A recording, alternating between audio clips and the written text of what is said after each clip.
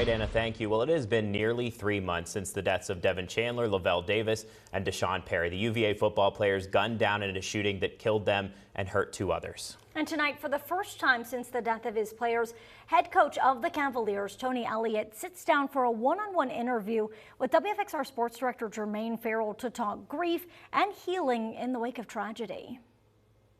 Yeah, very proud of the team. You know, it was a very traumatic situation that we were involved in, and still a long way to go. Still a lot of healing that needs to take place, but I thought the guys came back with an unbelievable amount of joy, a great spirit about themselves. Same thing with the staff.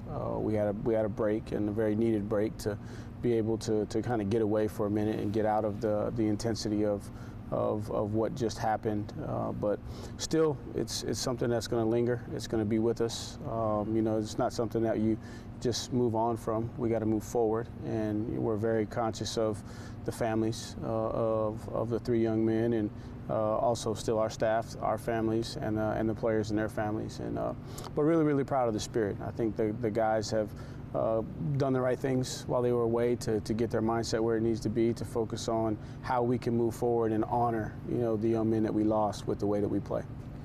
Now, when all this stuff happened, it was a Sunday night. What were you doing when you got the word, when you heard about the shooting? You know, I remember it like it was yesterday, to be honest with you. I'd just gotten home. There was a football game on. I had warmed up a couple pieces of pizza, sat down, and my phone rang. And I looked at it, and I recognized it was one of the players, and I picked it up. And you know, you're anticipating a call with a question about something, or a guy maybe telling you that, hey, I got a field trip that I got to go on, or I got a class assignment, or just, you know, I got a question. Not expecting the call that I got to receive, and it's one of your players that's you know, obviously, you know, very shaken and frantic, and giving you information that you never want to hear. And I just told him immediately. I said, I'm on the way. Send me your location. And I jumped in the car, and along the way I called Captain Blakey as I was en route to the location that I had, and then kind of the reality started to set in once I got on grounds. Now you have a plan to honor these players. Just talk a little bit about that plan, and just thoughts about going into doing that. Right. The plan is still ongoing, because again, this is something that's not just a one-year deal. This is forever Virginia football, a part of the program, you know, going forward.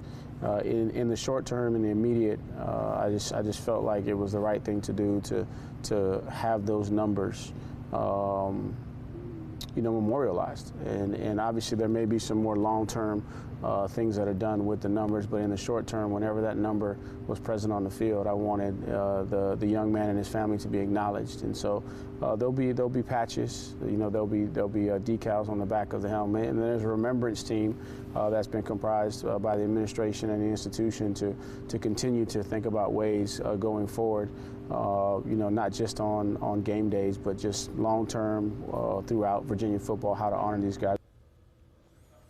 All right, Jermaine, thank you. And if you'd like to see that full interview, you can find it on our website, WFXRTV.com.